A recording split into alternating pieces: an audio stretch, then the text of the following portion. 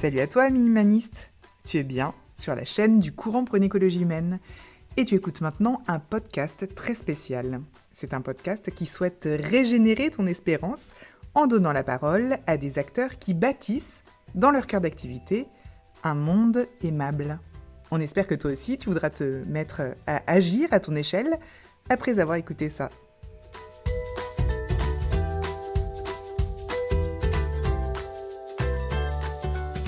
Aujourd'hui, on interviewe Patrice Bonduel, qui est notaire à Paris où il co-dirige un département dédié à la transmission patrimoniale. On a voulu l'interroger sur l'héritage. Il est, de fait, aux premières loges pour avoir des choses intéressantes à dire sur le sujet. Et tu vas voir que tu vas avoir très envie, après cette écoute, de lancer une conversation en famille. Bonjour Patrice, merci d'être avec nous aujourd'hui. Alors pour commencer, est-ce que vous pouvez vous présenter en quelques mots ? Je suis donc Patrice Bonduel, je suis notaire à Paris. J'appartiens à une étude assez importante dans laquelle on est sectorisé. Moi-même, je co-dirige un département lié à la transmission de patrimoine, vraiment de conseil et d'organisation de la transmission du patrimoine. C'est un département qui me donne l'occasion de rencontrer beaucoup de situations familiales variées, parfois faciles, parfois moins faciles. Donc voilà. Et est-ce que vous pouvez nous dire quand sont les moments où on va voir un notaire dans la vie ? On voit un notaire dans deux circonstances. La première, c'est effectivement souvent des questions autour du droit de la famille, donc tout ce qui est transmission familiale, tout ce qui est donation, succession, contrat de mariage, voilà, un certain nombre d'actes de droit de la famille sont nécessairement soumis à l'intervention d'un notaire.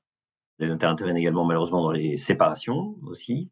Ça fait de nous des interlocuteurs réguliers des familles et souvent en grande fidélité avec les familles. Donc on voit des familles sur plusieurs générations souvent. Ça, c'est le premier point. Le deuxième point, c'est l'immobilier. Donc, les notaires doivent intervenir sur tout ce qui est actes publiés, donc notamment les ventes, tout ce qui est copropriété, vente, baux de longue durée, enfin voilà, tout ce qui est lié à la détention de la propriété immobilière. Et vous, Patrice Bonduel, pourquoi avez-vous choisi ce métier de notaire ? Pourquoi avoir choisi ce métier ? Je dois dire qu'il y a deux raisons. La première, c'est que parmi les matières juridiques, j'ai trouvé que les matières de droit privé, qui sont celles qu'on pratique, donc droit de la famille, droit des biens, droit des contrats, sont vraiment passionnantes. Et c'est un droit plutôt bien écrit. On travaille sur des textes qui sont vraiment ancrés, qui sont polis par les tribunaux, donc sur une très longue durée, et objectivement des textes bien écrits. Donc ça, c'est important. Et le deuxième point, c'est l'extraordinaire lieu de rencontre de la patte humaine. Donc c'est franchement un métier dans lequel on s'ennuie pas, puisqu'on a à accompagner des familles avec à la fois les faire appliquer le droit et en même temps c'est pas si simple, c'est pas que du droit. Et d'ailleurs, ça m'arrive souvent de laisser le droit de côté, non pas pour faire des choses illégales, mais parce que le droit n'est pas la bonne réponse dans des situations familiales un peu tendues et qu'il faut bien sûr de la délicatesse, de l'amour, de la compassion. Enfin, que le droit peut être une réponse, mais n'est pas toujours la bonne réponse. Voilà. Donc, on a à travailler sur la matière humaine et sur la matière juridique, à les faire se rencontrer autant que possible, sans déifier le droit. Il est temps d'entrer dans le vif du sujet. Que pouvez-vous nous dire de manière générale sur l'héritage ? Qu'est-ce que je peux dire sur l'héritage ? Bigre. Donc l'héritage, c'est en gros tous les canaux par lesquels on reçoit de nos parents ou de notre famille élargie des biens à un moment donné de notre vie. Ce qui est très frappant, c'est que on en parle beaucoup aujourd'hui dans la presse, etc. On serait, dit-on, une société d'héritiers, c'est-à-dire qu'il y a beaucoup de voix qui s'élèvent pour dire qu'aujourd'hui l'héritage prend une part trop importante dans l'économie et que la distorsion entre les gens qui vont hériter et ceux qui n'héritent pas est trop grande, ce que j'entends. En tout cas, ça implique peut-être une réflexion politique qui est essentielle. Ça, c'est le premier point. Le deuxième point, c'est que l'héritage n'est pas critiqué en soi, au sens où le fait que mes parents aient travaillé et épargné et souhaité laisser quelque chose est respecté en droit français.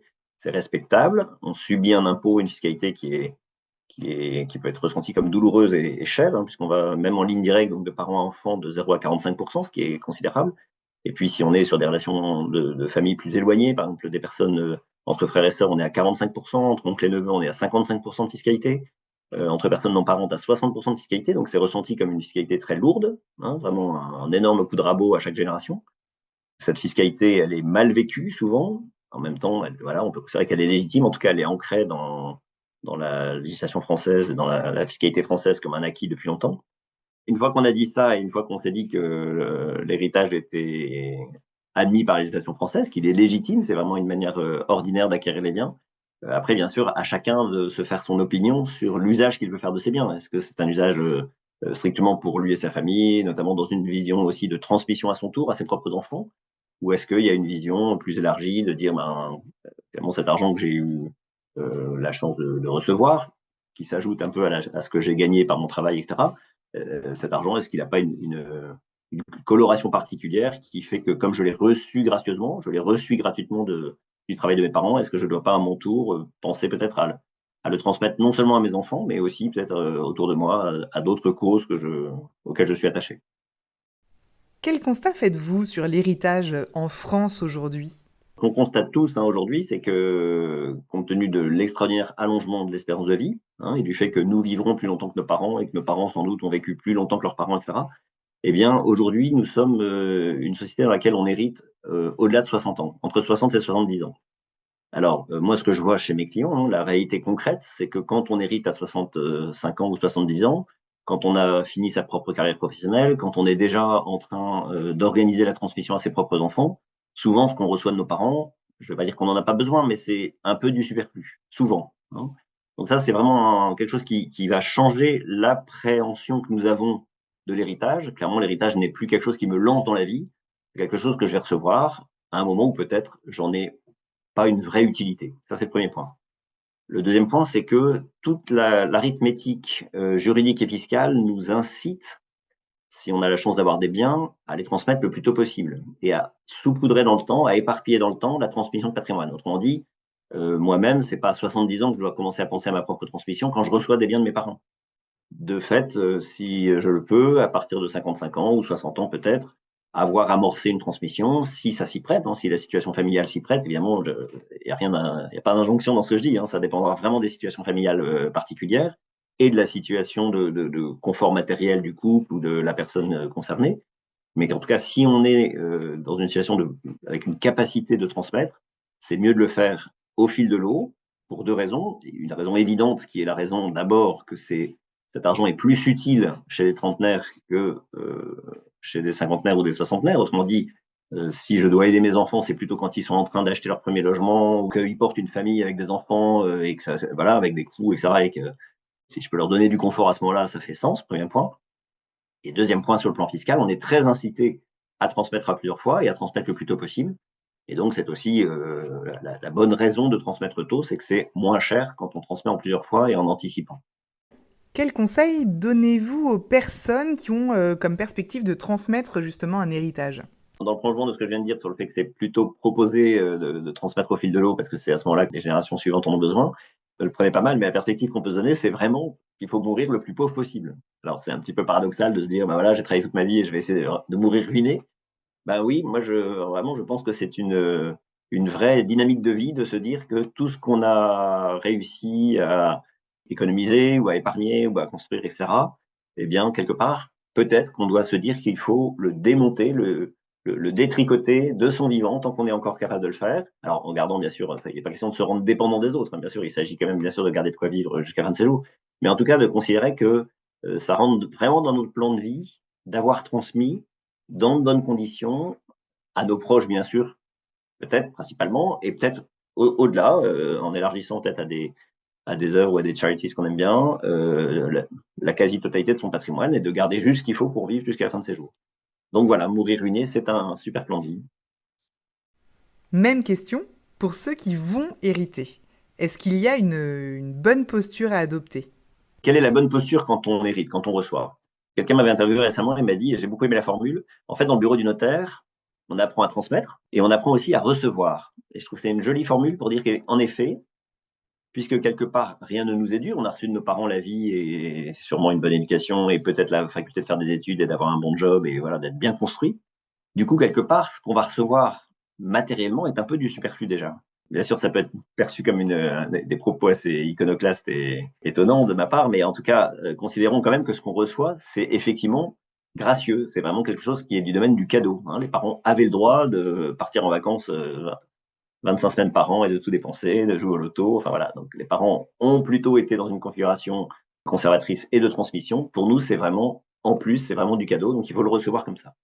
La juste attitude, selon moi, c'est vraiment de se dire qu'on est gâté. Voilà, remercier la Providence, remercier nos parents, remercier les générations passées qui ont travaillé, et aussi de se sentir forcément responsable de ce qu'on reçoit. Hein, c'est certain que si je reçois des capitaux, des biens immobiliers, etc., que mes parents ont réussi à épargner, à entretenir, etc., ben j'ai quelque part une dette vis-à-vis des générations passées. Alors cette dette, il faut la vivre avec hauteur de vue. C'est pas parce qu'on a reçu des biens qu'on doit s'y attacher et les idolâtrer. Et il peut arriver que malheureusement dans les familles, on ait une espèce de dette de conservation, une obligation de conserver les biens, la maison de papa, le château de famille, etc.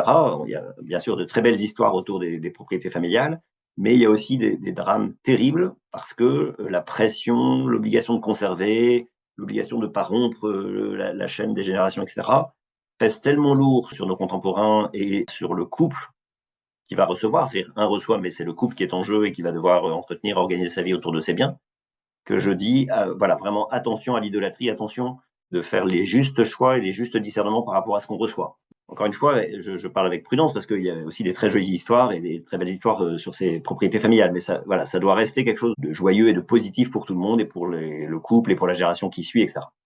Dès que ça devient trop pesant, attention. Voilà, donc gratitude, savoir ne pas idolâtrer les objets, donc savoir parfois vendre, passer à autre chose, voilà. Exercer sa liberté, c'est vraiment un sujet je pense, de liberté et de maturité. Pas très simple, mais voilà, c'est un chemin de vie. Et puis, savoir respecter l'argent et ce qu'on reçoit pour ce que c'est, pas plus que ce que c'est, mais voilà, en même temps, une vraie conscience que ça a été le produit du travail des générations passées, qu'on lui doit le respect. Pourquoi est-ce que le moment de l'héritage est si souvent difficile à vivre dans les familles? Alors pourquoi dans les familles c'est parfois difficile? Parfois on a du mal au moment des successions et que dans le langage courant on dit ben voilà ils s'entendent bien donc ils n'ont pas hérité. Ah, ben ça c'est vraiment évidemment assez insupportable et douloureux de voir qu'en effet dans certaines familles, même des familles bien bâties, où il n'y a pas de souffrance particulière, le moment des successions va être un moment de tension et parfois des moments de bagarre irréversible où vraiment on sort complètement du décor et on sortie de route terrible. Alors j'avoue que ça nous interpelle, ça interpelle tout le monde, ça interpelle le notaire que je suis, mais ça interpelle n'importe quel citoyen de bonne foi qui voudrait que ces sujets d'argent ne soient pas des sujets qui créent des dissensions fortes dans les familles. Il y a un premier point que je voudrais lever, mais parmi 10 idées que j'ai autour de ces sujets-là. Mais un premier point, c'est que je pense qu'il faut vraiment rompre ce malentendu terrible qui est de croire que ce que je reçois est proportionnel à l'amour de mes parents. Voilà, il y a vraiment quelque chose dans les familles qui est mal ancré, c'est qu'on croit que si les parents ont fait tel et tel partage, s'ils m'ont laissé telle chose et qu'ils ont laissé telle chose à mon frère, etc., ça doit être mis en perspective avec l'amour ou la relation d'amour qu'ils ont envers moi ou envers mon frère. Alors là, je pense qu'il y a vraiment un malentendu terrible, et quand bien même ce serait vrai, il faut passer au-dessus de ça. Hein, c'est-à-dire que quand bien même nos parents seraient maladroits, seraient peut-être mal aimants, seraient peut-être pas très habiles dans leur manière de gérer la relation avec nous, il faut vraiment dépasser ça et que chaque génération doit entrer à l'âge adulte et recevoir avec gratitude ce qui lui est laissé et peut-être pas dans un esprit chagrin ou un esprit de comparaison qui soit tellement négatif. Ça, c'est le premier point. Le deuxième point, c'est que nos frères et sœurs, ils sont comme ils sont. On peut avoir des caractères très tranchés, on peut avoir des différences de style de vie. Nos frères et sœurs se sont mariés, ils ont fait des choix de vie qui sont peut-être pas les nôtres, etc. Donc tout ça nous a peut-être séparés, nous a peut-être éloignés les uns des autres. Et l'occasion d'un héritage, si on n'y prend pas garde, peut être un moment où on va surévaluer ces distorsions, surévaluer ces différences. Alors qu'au contraire, on devrait les mettre de côté et se rappeler ce qui nous unit. Se rappeler que ce qui nous unit, c'est l'amour mutuel de cette famille, des souvenirs de vacances, des souvenirs d'une vie de famille avec ce qu'elle a eu de joyeux et de pas joyeux. Mais en tout cas, voilà, ça nous a construit ensemble et c'est quelque chose qui nous réunit, quoi qu'on en dise. Et donc, la suggestion, c'est que chacun prenne un peu de hauteur et que les sujets de l'intendance successorale ne viennent pas contrarier ce souci de l'unité familiale. Voilà, donc que vraiment, on sache faire la part des choses. Après, je dis pas que dans les successions, il faille pas discuter, échanger, faire des partages, pas se laisser faire au sens, voilà, que les choses soient traitées en équité, en justice, qu'on soit attentif à ce que tout soit dit, que les évaluations soient bonnes, que les partages soient sereins, qu'on puisse exprimer nos souhaits, etc. Bon, ça, bien sûr. Mais voilà, que l'aspect relationnel ne prenne pas le pas sur nos demandes légitimes dans le cadre d'un partage successoral tout simple.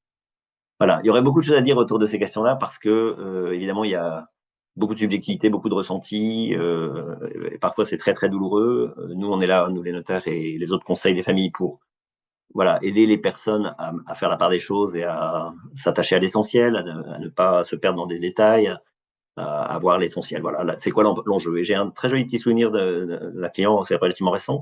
Un frère, une sœur. Le frère a vraiment le sentiment que sa sœur a manipulé les parents, a organisé que tout est en faveur de sa sœur. Enfin, elle a été très avantagée au fil de la vie. Bon, ton tact.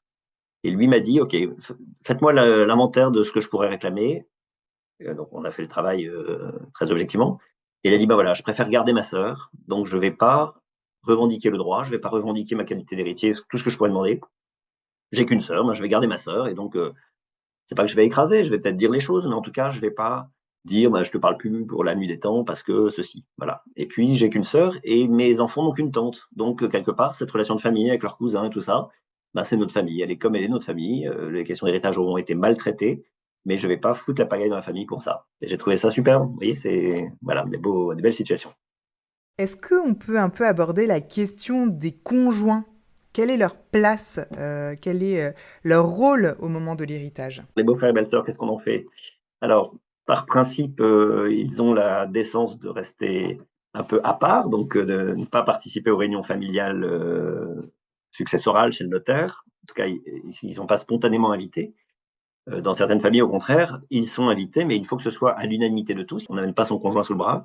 Il faut vraiment qu'ils soient invités parce qu'ils ont un rôle de médiateur ou un rôle d'expert reconnu ou un rôle voilà, de pouvant participer à une solution familiale sans aucune arrière-pensée, que tout le monde est heureux de les voir se joindre à la réunion. Ça va pas de soi, c'est vraiment au cas par cas. Le principe, c'est plutôt que non, ils sont pas spontanément invités. Alors dites-nous, que faut-il mettre en place pour que ce moment de l'héritage se passe au mieux? Alors là, je dis souvent que vraiment, pour foutre la paille dans une famille, il n'y a rien de pire que le secret. C'est clair que les parents ont le droit de prendre un certain nombre d'options, ils ont le droit d'aider un enfant, ils ont le droit de faire des choix dans les attributions, etc., avec beaucoup de prudence et en se faisant bien conseiller. Mais s'ils le font, qu'ils le fassent en clarté. Le pire du pire, c'est vraiment quand les enfants apprennent au moment de la succession, par la lecture d'un testament, par des recherches qu'on fait sur l'historique des comptes, etc., qu'il y a eu des choses qui leur ont été cachées. Et ça, c'est vraiment double peine, si vous voulez. Il y a vraiment une souffrance. C'est déjà pas sympa de se dire qu'on a été moins bien traité, mais qu'on a été moins bien traité et qu'on a cherché à nous le cacher. Il y a vraiment quelque chose qui est extrêmement pourri, extrêmement désagréable. Et donc, j'insiste pour que les parents, s'ils font, ils prennent des options, encore une fois, en se faisant conseiller, en étant raisonnable et en étant attentif à pas blesser, donc en cherchant à être juste, mais qu'ils cherchent à être juste, mais qu'il faut qu'ils soient en vérité. Donc il y a une question de courage de la part des parents. Vous voyez, je pense que le manque de courage des parents est souvent une des causes des drames familiaux. C'est que les parents n'ont pas dit, ou les parents ont essayé de donner une communication serrée entre chacun de leurs enfants, et donc on crée un petit peu le ferment d'une bagarre familiale. Donc ça, c'est très douloureux. Donc les parents, soyez courageux et soyez francs, dites les choses comme elles sont. Et s'il faut que les enfants râlent parce qu'ils sont pas d'accord, eh ben, confrontez-vous à vos enfants, c'est normal, c'est vivant. Hein, c'est le pire, c'est vraiment de ne rien dire et que les enfants l'apprennent plus tard. Et concernant l'optimisation fiscale, qu'est-ce que vous conseilleriez au sujet de l'héritage? Globalement, la fiscalité française incite à anticiper. Plus c'est tôt, moins c'est cher. Et incite à faire en plusieurs fois. C'est-à-dire plus c'est en petits paquets, moins c'est cher. Puisque l'impôt est très progressif. Si on transmet par petits paquets, c'est toujours moins cher que de transmettre en une seule fois. Une fois qu'on a dit ça, il faut comprendre la logique de la fiscalité française, c'est de dire, ben, plus les jeunes reçoivent tôt, plus c'est efficace pour eux, puisque l'argent circule pour l'économie, etc., c'est préférable. Et puis, également, soyons cyniques, c'est un petit peu un escompte commercial. C'est-à-dire que quand le gouvernement de 2025 reçoit des droits sur des donations, eh ben, il les a reçus aujourd'hui, c'est pas une succession de 2040 ou de 2045. Donc, il y a un petit côté anticipation. Si tu payes d'avance, c'est moins cher. Donc, moi, je considère qu'il faut accepter cette relation un peu marchande avec le trésor public qui nous dit, bah, paye maintenant, c'est moins cher. Donc, bah, oui, pourquoi pas, c'est permis. Parfois, on a aussi envie de donner à des œuvres qu'on a beaucoup aimées, des associations ou des fondations. Alors comment ça se passe au moment de l'héritage? La place des œuvres, des associations ou des fondations dans une succession. Il y a deux étapes. D'une part, les parents, donc les futurs défunts, peuvent avoir souhaité, par testament, réserver une partie de leur patrimoine pour une œuvre qu'ils aiment bien, peut-être une œuvre qu'ils ont aidée toute leur vie au fil de l'eau, et bien peut-être qu'ils veulent laisser un compartiment, une somme, un objet, un bien immobilier à une charity. Ça se fait même quand on a des enfants. Hein. Souvent, on se dit, bah non, c'est les gens sans enfants qui vont désigner bonne œuvre comme bénéficiaire. C'est pas tabou du tout dans les familles, même quand on a des enfants, de dire, bah, j'ai une part de mon patrimoine que je réserve à une œuvre. Et là aussi, comme je l'ai dit tout à l'heure, c'est important que les enfants soient informés. Ils ne l'apprennent pas au moment de la succession.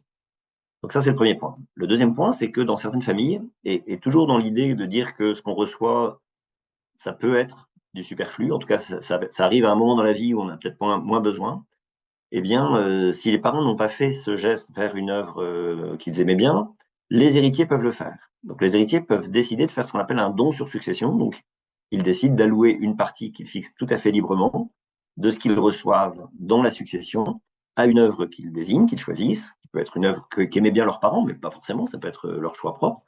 Et cette fraction du patrimoine de leurs parents qui ne leur revient pas, qui va être orientée vers une œuvre, ne subit pas de droit de succession, elle est directement orientée vers l'œuvre, comme si les parents avaient fait un testament en disant je laisse 20 000, 50 000, 100 000 euros à cette œuvre. Donc le don sur succession, qui est une pratique assez peu connue, mais qui existe et qui est parfaitement légale, est selon moi une pratique qui est pleine de sens. Vous voyez, il y a quelque chose qui est du domaine de la dynamique de vie. Je reçois et je transmets à ce moment-là. Vous voyez, j'ai quelque chose, voilà, ça me tombe dessus. Merci les parents. Et en même temps, je pense peut-être à élargir cette générosité de mes parents vers une œuvre qui peut-être me parle ou parler à mes parents. Quid de l'équité entre frères et sœurs? Est-ce que vous avez des choses à nous dire sur ce sujet? Assez souvent dans les familles, une situation où les parents ont dû voler au secours d'un de leurs enfants adultes et plus longtemps, de le porter, peut-être le loger gratuitement, peut-être de payer les études des petits-enfants, enfin voilà, quelque chose qui est assez important, le rôle des parents, voilà, de venir un peu au secours d'un enfant. Et la question au moment de la succession va se poser de savoir si on doit ou pas faire des rétablissements. C'est-à-dire que l'enfant qui a été plus aidé, est-ce qu'on considère qu'il a déjà eu sa part et que donc il aura moins dans la succession, ou comment ça peut se traiter? Et là, je vois deux choses importantes à se dire. D'une part, il faut que les parents, là aussi, aient une parole claire, et que les parents doivent savoir dire, nous avons aidé votre sœur et nous considérons que pour 100% ou pour 50% ou pour 40% ou pour 30%, c'est en plus parce qu'elle en a vraiment besoin. Voilà, c'est la vie est comme ça. C'était un pépin de la vie et on pouvait pas prévoir et c'est pas de sa faute. Donc voilà, nous considérons que cette aide que nous lui avons apportée, c'est en plus de ses droits, ce qu'on appelle un préciput. Donc les parents ont à prendre parti. Et quand bien même les parents auraient pris parti dans un sens ou dans l'autre, les frères et sœurs, dans la manière dont ils appréhendent cette situation, encore une fois, j'insiste, qui a été portée à leur connaissance complètement, en toute clarté, les frères et sœurs peuvent avoir le souhait de dire, bah, écoute, bien sûr, on revient pas dessus, ce qui a été fait, c'est très bien, les parents ont vraiment fait ce qu'il fallait, nous, on veut pas du tout de rétablissement, voilà, ou un rétablissement partiel. Voilà, je crois que ça, c'est vraiment quelque chose qu'il faut se dire. Et nous, dans ces situations familiales, nous, les notaires, on est amenés à vraiment à donner les cartes aux clients, parce qu'ils savent pas, les clients. Ils peuvent se dire, ah ben, que dit le droit, c'est dû, voilà. Et nous, on est vraiment, voilà, de donner un éclairage bien particulier sur cette situation-là pour que les clients puissent se prononcer en connaissance de cause et peut-être trouver des voies moyennes, trouver des solutions qui fassent que, voilà, on trouve un accord familial fort et autour de ça. Et moi, je trouve ça très édifiant, notamment pour la génération 3, la génération d'après. C'est-à-dire de savoir que mes parents ont renoncé à une partie de leur succession au profit de mes cousins et de ma tante parce elle s'est fait plaquer par son mari à 35 ans. Bah, je crois que c'est une leçon pour la vie. Hein, et donc ça, je crois qu'il faut vraiment se dire qu'il y a quelque chose de fort dans la manière dont on va se comporter dans les successions, nous, à notre génération, quand on reçoit à 60 ans, bah, que ça va inspirer la génération d'après. Voilà, il y a quelque chose du domaine du bien commun pour les générations à venir. Voilà, et ça, je crois que c'est vraiment important. On a une responsabilité aussi là-dessus. Patrice Monduel, est-ce que vous voulez nous partager un dernier conseil? Un dernier conseil. Moi, je dirais vraiment, et j'insiste, hein, cet aspect de transparence et de courage des parents, cet aspect de délicatesse et de sens de la justice des enfants, hein, donc à la fois demander justice et en même temps pas être un hystérique de la justice et voilà, est-ce que la justice existe? Je sais pas, mais en tout cas voilà, de savoir mettre un peu d'eau dans son vin et d'être un peu intelligent et mature dans cette demande de justice, ne pas accorder trop d'importance passionnelle au fait que ce que je reçois dans la succession de mes parents, ce n'est pas le cadeau d'amour de mes parents, ce ne sont que des biens matériels, donc ça j'insiste beaucoup là-dessus. Après, dans la forme et dans la délicatesse des relations, je pense qu'il faut vraiment savoir demander conseil, savoir peut-être parfois faire intervenir un référent familial, un oncle. Vous voyez, quand la relation est trop difficile, savoir aller chercher de l'aide ensemble. Alors ça peut être un médiateur professionnel, mais ça peut être aussi un membre de la famille qui fait autorité, un oncle, un parrain, voilà, quelqu'un qui peut écouter l'un et l'autre et mettre un peu de douceur dans la relation. J'invite aussi nos clients à ne pas utiliser les boucles WhatsApp et mail pour se dire des choses importantes en copie à tous dans le règlement des successions. C'est pas le lieu du tout. C'est pas des bons supports. On n'est pas en entreprise et il faut se parler et pas s'écrire des choses à toute heure du jour et de la nuit avec des réactions à chaud. Et ça c'est vraiment un venin dont il faut absolument se protéger. Et c'est vrai que spontanément, tout le monde utilise le mail et les boucles de messagerie, mais c'est pas le lieu quand il y a de la tension. Et en plus, on n'est pas égaux devant ces outils, donc pardon, mais voilà, respectons-nous les uns les autres. C'est vraiment un point sur lequel il faut être attentif et convenir au début d'un mode de communication qui soit pas celui-là. Voilà, ça c'est des petits détails importants à mon avis pour que les choses se passent en douceur. Merci beaucoup Patrice Bonduel pour cette parole précieuse où l'on sent bien que la quête ultime, eh bien, c'est celle du bien commun et de l'unité familiale. Et c'est vraiment inspirant. Auditeur, quant à toi, nous te remercions de ton écoute. Si tu as apprécié cet épisode, n'hésite pas à le partager autour de toi. Et pour suivre nos actus ou juste t'abonner à notre newsletter mensuelle, on te donne rendez-vous sur www.écologiehumaine.eu. À très bientôt.